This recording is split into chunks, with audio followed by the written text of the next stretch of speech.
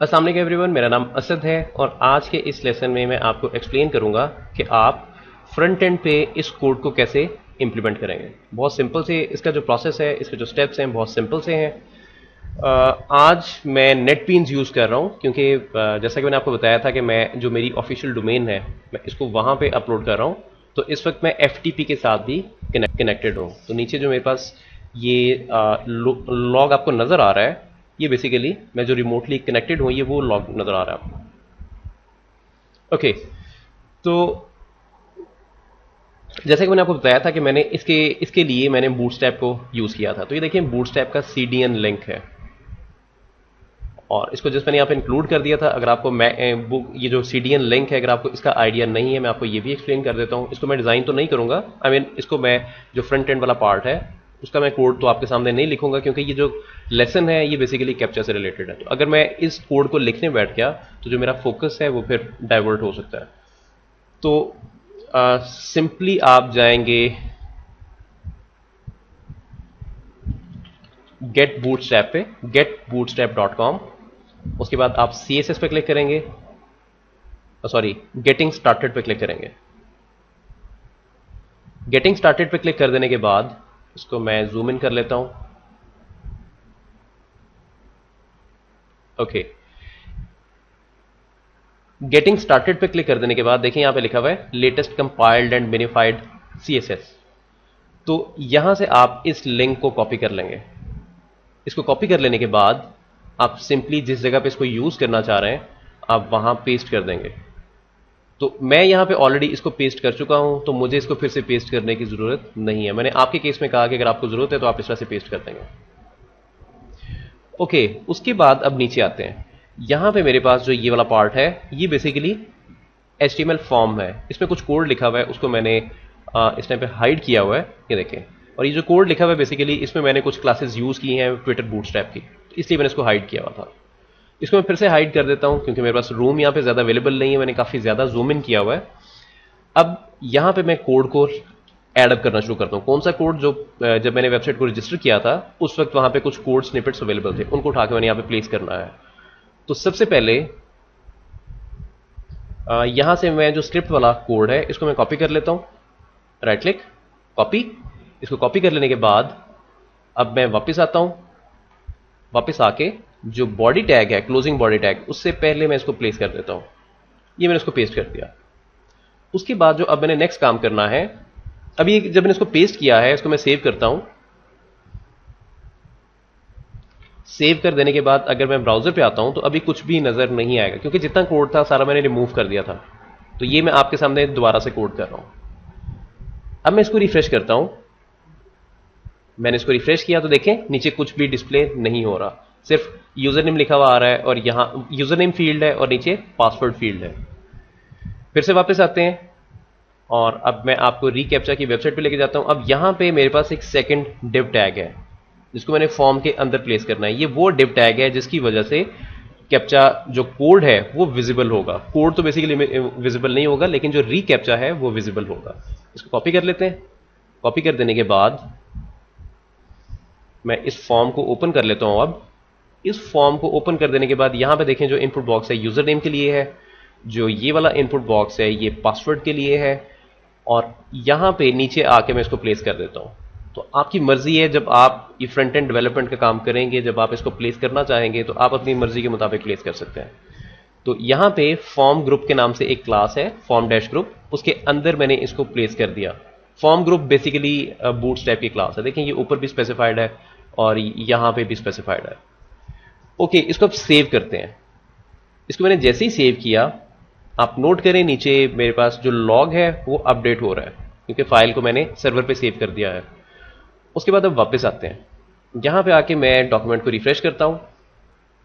मैंने page refresh किया तो देखें सक्सेसफुली जो कैप्चा जो रीकैप्चा है वो यहां पे डिस्प्ले हो चुका है। इसके बाद अब फिर से वापस आते हैं। अब ये जो फॉर्म है ये oath.php पे सबमिट होगा, auth.php, oath.php। तो इस फाइल को मैं ओपन कर लेता हूं। ये फाइल बिल्कुल खाली है इस टाइम पे, इसमें कुछ भी अवेलेबल नहीं है। अब यहां पे कोड लिखना शुरू करते हैं। इसको मैं जूम इन कर लेता हूं। जूम इन कर लेने के बाद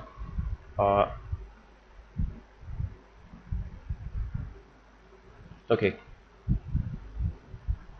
जूम इन कर लेने के बाद अब यहां पे आते हैं। यहां पे आके मैं लिखता हूं एको प्री। प्री टैग मैं यूज कर रहा हूं ताकि मैं आपको दिखा सकूं जो भी पीछे से एरे में डाटा आ रहा है, जो फॉर्म से डाटा आ रहा है, वो कौन कौन सा डाटा है वो आपको क्लियरली नजर आएगा, यानी कि फॉर्मेटेड वे में नजर आएगा।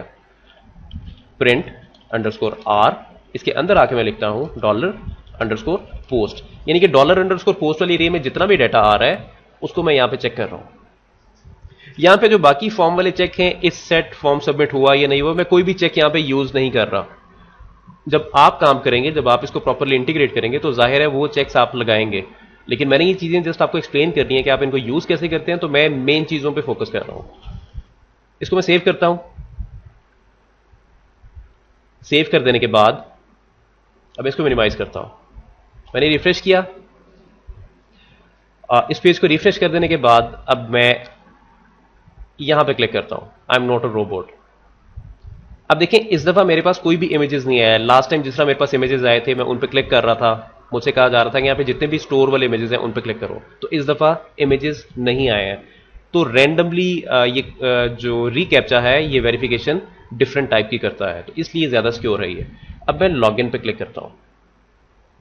मैंने लॉगिन पे जैसे ही क्लिक किया तो देखें पीछे से एक जो फील्ड रिसीव हुई है उसका नाम है यूजर नेम, एक का नाम है पासवर्ड, एक फील्ड का नाम है जी डैश रिकैप्चा रिस्पॉन्स। ये पीछे फॉर्म में आपको नजर नहीं आएगी। उसके बाद एक बटन के नाम से इंडेक्स रिसीव हुआ है और उसके आगे जो वैल्यू है वो है लॉगिन। आपको मैं HTML फॉर्म में भी दिखा देता हूं इसका मतलब क्या है।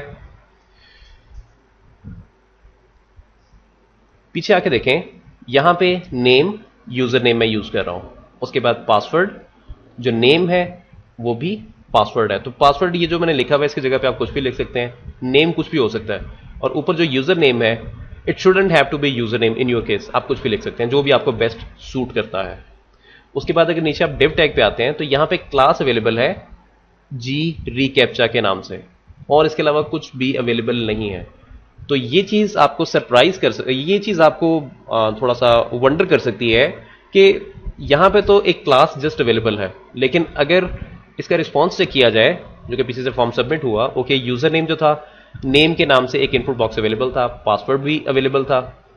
अब ये जी डैश रिकैप्चा रिस्पॉन्स ये कहां से आ रहा है, तो ये बेसिकली गूगल जनरेट कर रहा है, और ये देखें उसकी कॉरेस्पॉन्डिंग वैल्यू है, काफी लंबा सा कोड है और ये उसकी कॉरेस्पॉन्डिंग वैल्यू है। ओके, इसके बाद अब वापस आते हैं। अब जो oaths.php है उस पर मैं वैलिडेशन का काम करता हूं। अब इसको वैलिडेट कैसे किया जाएगा, मैंने आपको कहा था कि दो मेथड है। जो एक मेथड है उसमें PHP कर्ल लाइब्रेरी को यूज करेंगे। तो जो फर्स्ट मेथड है ये मेथड नंबर 1 है बेसिकली, मैं यहां पे स्पेसिफाई कर देता हूं method number 1 using PHP curl library. तो नेक्स्ट लाइन पे आते हैं। नेक्स्ट लाइन पे आके मैं लिखता हूं ch या हैंडलर लिख देता हूं, handler equals to curl underscore init. यहां पे मैं जो कर्ल है उसका एक सेशन, उसका मैं सेशन इनिशिएट करवा रहा हूं, उसको मैं स्टार्ट कर रहा हूं उसके सेशन को। कर्ल बेसिकली एक लाइब्रेरी है। इस पे बल्कि मैं चाहूंगा कि इसको मैं यहां पे एक्सप्लेन ना करूं, इसके लिए मैं अलग से छोटी सी सीरीज बना दूं, उसमें वो पूरी सीरीज जो होगी वो कर्ल से रिलेटेड होगी। ओके, उसके बाद अब यहां पे मैंने कुछ ऑप्शंस हैं उनको सेट करना है। कर्ल अंडरस्कोर सेट ऑप्ट, और यहां पे आ जाएगा हैंडलर, ऑप्शन की जगह पे आ जाएगा जो भी ऑप्शन मैं चूज करना चाह रहा हूं। तो मैं यहां पे आकर लिखता हूं curl opt underscore return transfer, यानी कि मैं चाह रहा हूं कि जो भी मैं सबमिशन करूं गूगल के सर्वर पे मुझे वापस रिस्पॉन्स भी आए। उसके बाद मैं यहां इसको मैं कॉपी कर लेता हूं, ज्यादा बेहतर है, उससे टाइम बच जाएगा, इतना कुछ बार बार टाइप नहीं करना पड़ेगा। इसको मैंने पेस्ट किया। पेस्ट कर देने के बाद अब यहां पे आके मैं लिखूंगा URL, और जो URL है ये कौन सी URL है जो कि पीछे स्पेसिफाइड थी, मैं आपको दिखाता हूं। यहां पे कहा जा रहा था कि आपने पोस्ट रिक्वेस्ट सेंड करनी है इस यूआरएल पे।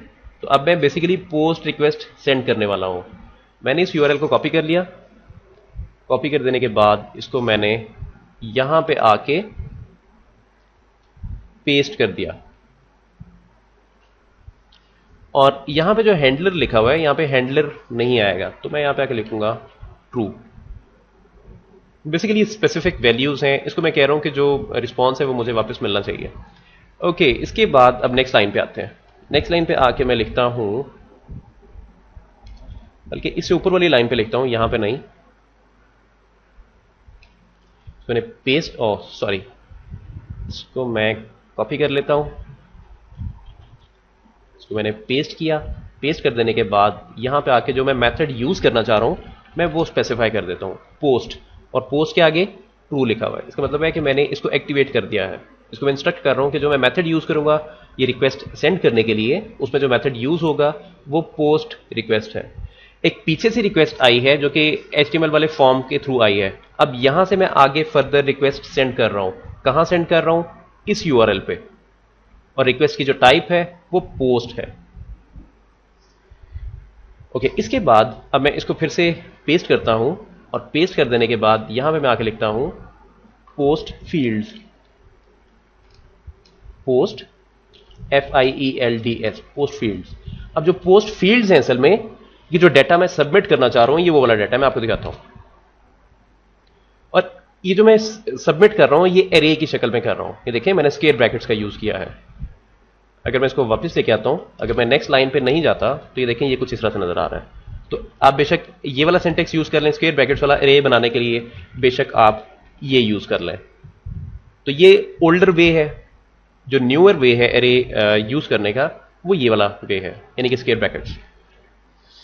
ओके, यहां पे पैरामीटर्स कौन से आएंगे जो कि पोस्ट एरे के साथ मैं पास करूंगा, अब मैं वो आपको दिखाता हूं। यहां पे लिखा हुआ है सीक्रेट, उसके बाद है रिस्पॉन्स और उसके बाद है रिमोट आईपी। तो इसको हमें यूज करने की भी जरूरत नहीं है, लेकिन आपके केस में आप इसको यूज कर सकते हैं, आपकी मर्जी है। सीक्रेट और रिस्पॉन्स। तो मैं यहां पे आके लिखता हूं सीक्रेट, एसोसिएटिव रे है ये, और इसके आगे सीक्रेट आ जाएगा। ये वही सीक्रेट है, लंबी सी स्ट्रिंग थी, मैंने कहा था कि ये काफी इंपॉर्टेंट है सिक्योरिटी के हवाले से, इसका किसी को पता ना चले, इट शुड बी हिडन। तो इसको मैं PHP के स्क्रिप्ट में लिख रहा हूं और यहां पे सिक्योर है ये। इसको मैंने कॉपी कर लिया और यहां पे आके पेस्ट कर दिया। इसको पेस्ट कर देने के बाद अब मैं नेक्स्ट लाइन पे आ रहा हूं। नेक्स्ट लाइन पे आके अब मैंने रिस्पॉन्स को स्पेसिफाई करना है और ये भी रिक्वायर्ड है, इसको मैं मिस नहीं कर सकता। तो यहां पे आके मैं लिखता हूं रिस्पॉन्स, और उसके बाद जो ये वाला पार्ट है, यानी कि ये वाला पार्ट, यहां पे जो पीछे से कोड सबमिट हुआ था, कौन सा कोड? ये वाला कोड। मैंने इसको आगे फर्दर सेंड करना है गूगल के सर्वर पे ताकि इसको मैच किया जा सके। तो मुझे इंडेक्स नेम कौन सा रिक्वायर्ड है? मुझे G-recaptcha-response, ये इंडेक्स नेम रिक्वायर्ड है। इसको मैं कॉपी कर लेता हूं और ये किस में आ रहा है? ये पोस्ट एरे में आ रहा है। और यहां पे देखें, इसको मैं ऊपर आउटपुट करवा रहा हूं, पूरी एरे को मैं एक ही दफा में आउटपुट करवा रहा हूं। ये जो प्रिंट अंडरस्कोर आर है, इसको बेसिकली यूज करते हैं डिबगिंग के लिए, काफी हेल्पफुल है ये फंक्शन। उसके बाद वार डंप भी है, आप वार डंपिंग भी कर सकते हैं, आपकी मर्जी है, it's totally up to you. आप ये भी यूज कर सकते हैं, मैं इसको ज्यादातर यूज करता हूं। वार डंप कुछ वार अंडरस्कोर डंप, उसका ये सिंटेक्स है, तो उसको भी डिबगिंग के लिए यूज किया जाता है। तो काफी हेल्पफुल फंक्शंस हैं ये, इनकी वजह से लाइफ काफी आसान हो जाती है। अब मैं यहां पे आके लिखता हूं $_पोस्ट, और पोस्ट एरे में जो मेरे पास इंडेक्स आ रहा था मैंने वो स्पेसिफाई कर दिया, यानी कि जिस जगह पे कोड आ रहा था पोस्ट इंडेक्स में मैंने वो स्पेसिफाई कर दिया। और ये देखें सेम वही इंडेक्स है जो कि मैंने पीछे यहां पे कॉपी किया था, ये वाला। ओके, ये जो दो पैरामीटर्स थे जो मैंने आगे सेंड करने थे फर्दर गूगल के सर्वर पे, वो मैंने स्पेसिफाई कर दिए। तो यहां तक मैंने अपना काम कर लिया है। अब नेक्स्ट में आगे आता हूं। अब बेसिकली इस रिक्वेस्ट को मैं एग्जीक्यूट करूंगा। इसको एग्जीक्यूट जब मैं करूंगा तो मुझे रिस्पॉन्स वापस पे मिलेगा। जो रिस्पॉन्स वापस मिलेगा उसके लिए मैं एक यहां पे वेरिएबल डिक्लेयर कर लेता हूं, और मैं यहां पे आके लिखता हूं कर्ल एग्जीक्यूट।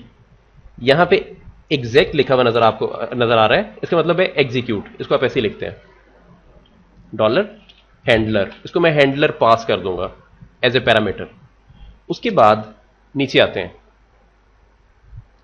अब यहां पे आके मैं इस वेरिएबल को आउटपुट करवा के देखता हूं कि इसमें क्या आ रहा है। बेसिकली ये जो मेरे पास रिस्पॉन्स आएगा ये एक जेसन ऑब्जेक्ट होगा, जेसन में रिस्पॉन्स यानी कि जेसन के फॉर्मेट में मेरे पास रिजल्ट आएगा। अब इसको आउटपुट करवा के देखते हैं। अब मैं इस पार्ट को कॉपी कर लेता हूं, कॉपी करके नीचे आके मैं पेस्ट कर देता हूं, बल्कि मैं डायरेक्टली लिख देता हूं प्रिंट अंडरस्कोर आर, और यहां पे आ जाएगा एको प्री। एको प्री जो मैं यूज कर रहा हूं इसकी वजह से जो नीचे मेरे पास आउटपुट आएगी वो प्रॉपरली फॉर्मेटेड नजर आएगी मुझे। रिस्पॉन्स यानी जो ये वाला वेरिएबल है इसमें जो डाटा आ रहा है मैं इसको चेक कर रहा हूं कि डाटा मेरे पास कौन सा रिसीव हुआ है। और ये वाला पार्ट अब मैं इसको जरा कमेंट कर देता हूं। इसको कमेंट कर देने के बाद यहां पे एक और चीज है, इसको जो कर्ल है इस कनेक्शन को मैंने क्लोज भी करना है, तो इसको मैं क्लोज भी कर देता हूं। मैं यहां पे आके लिखता हूं कर्ल क्लोज, और इसके अंदर मैं हैंडलर पास कर दूंगा और इसको सेव कर देते हैं। सेव करने पे आप नोट करें जो मेरा सर्वर है उस पर चेंजेस को अपडेट कर दिया गया है। और उसके बाद अब मैं इसको इसको मैं मिनिमाइज करता हूं। मिनिमाइज कर देने के बाद अब वापस आते हैं, मैंने इसको रिफ्रेश किया, डॉक्यूमेंट को फिर से रिफ्रेश कर लेते हैं। अब यहां पे आप नोट करें यूजर नेम है, पासवर्ड है, इनको मैं बिल्कुल भी यूज नहीं कर रहा। इन फील्ड्स को मैंने वैसे ही यहां पे प्लेस कर दिया ताकि आपको आइडिया रहे कि आप इसके साथ और भी फील्ड्स को यूज कर सकते हैं। तो मैंने इसको चेक किया, चेक कर देने के बाद इसने मुझे इस दफा इमेजेस शो नहीं किए। तो रैंडमली मैंने आपको बताया था कि इमेजेस शो करता है। अगर इसको लगता है कि कोई प्रॉब्लम है, अगर ये वेरिफिकेशन प्रॉपर इसको लगता है, इसको कोई शक लगता है कि जो बंदा इस वक्त मतलब जो भी चीज इस वक्त फॉर्म को यूज कर रही है, इनपुट इंफॉर्मेशन टाइप कर रही है, सबमिट करना चाह रही है, वो मशीन है, तो फिर उसके मुताबिक टैकल करता है। तो मैं लॉगिन पे क्लिक करता हूं। लॉगिन पे मैंने क्लिक किया, यहां पे लिखा हुआ आ गया नॉट फाउंड, एरर 44। अब देखते हैं कि ये क्यों इस तरह से शो कर रहा है, ये क्या मसला है।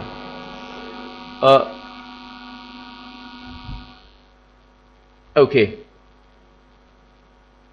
यहां पे जो साइट ये वेरीफाई है, असल में जो मैंने डोमेन नेम स्पेसिफाई किए ये वेरीफाई है असल में। तो मैं मिसस्पेल कर गया था, इसको कॉपी कर लेते हैं फिर से। ये देखें वाई मिसिंग है, इसको मैंने कॉपी किया, कॉपी करके वापस पेस्ट करता हूं, बल्कि वाई यहां पे वैसे ही स्पेसिफाई कर देता हूं। इसको वंस अगेन सेव किया, सेव कर देने के बाद इसको मिनिमाइज करते हैं और इस डॉक्यूमेंट को रिफ्रेश कर लेते हैं। ओके अब मैं लॉगिन पे क्लिक करता हूं। लॉगिन पे क्लिक किया, आप नोट करें यहां पे देखें जो सक्सेस लिखा हुआ है उसके आगे ट्रू लिखा हुआ आ गया। इसका मतलब ये है कि जो कोड है वो सक्सेसफुली मैच कर गया है। जो हमारी ऑथेंटिकेशन थी गूगल के सर्वर के साथ वो सक्सेसफुल रही है। अब मैं इसको प्रॉपरली कोड की शक्ल में आपको दिखाता हूं, यानी कि प्रॉपर आपको मैसेज नजर आएगा सक्सेस के केस में। तो मैं यहां पे आके लिखता हूं इफ, जो इफ वाली कंडीशन है मैं इसमें आके लिखता हूं रिस्पॉन्स, और रिस्पॉन्स के आगे आके मैं लिखता हूं सक्सेस। तो अगर तो इसकी वैल्यू ट्रू होगी तो ऑटोमेटिकली ये वाला चेक एग्जीक्यूट हो जाएगा, एको कैप्चा वैलिडेटेड सक्सेसफुली।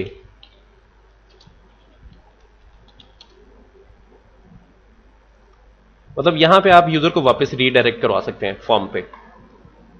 इस जगह पे आते हैं, मैं यहां पे आके लिखता हूं एको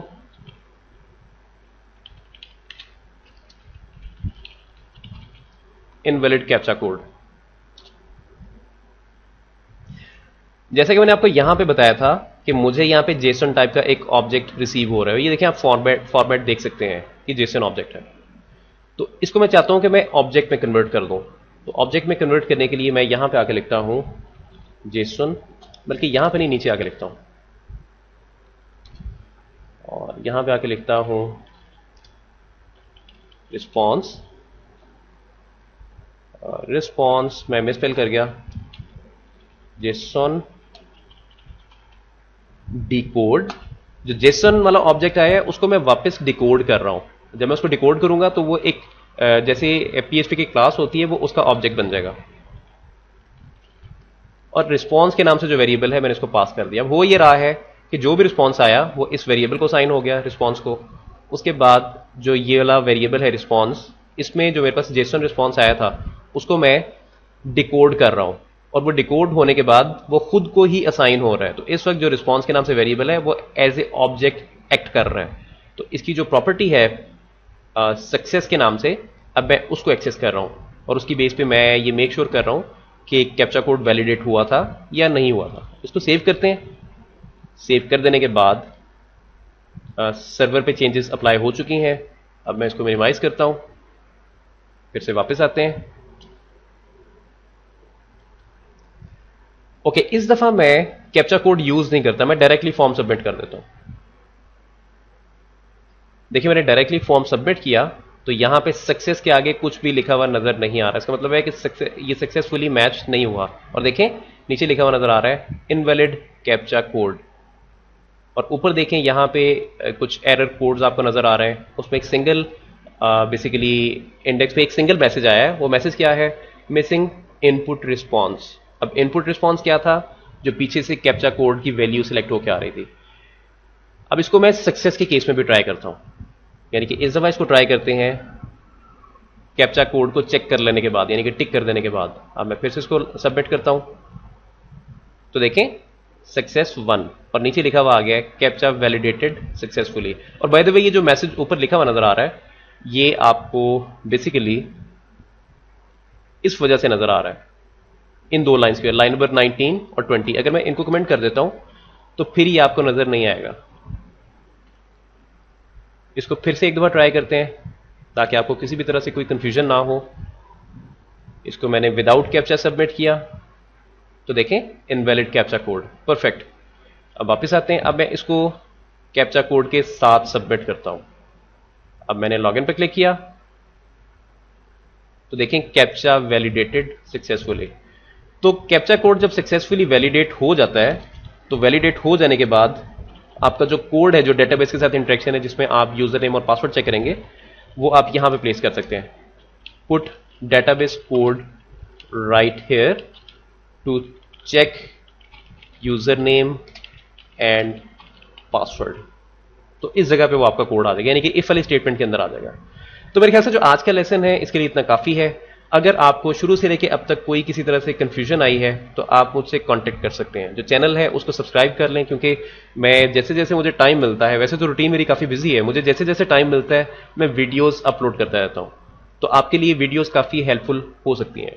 तो जो नेक्स्ट लेसन है उसमें मैं मेथड नंबर 2 यूज करूंगा, जिसमें मैं जो PHP की लाइब्रेरी है उसको डाउनलोड करूंगा और उसके साथ जो कंपोजर है उसको डाउनलोड करके इंस्टॉल करूंगा। तो नेक्स्ट लेसन में आपसे बात होती है।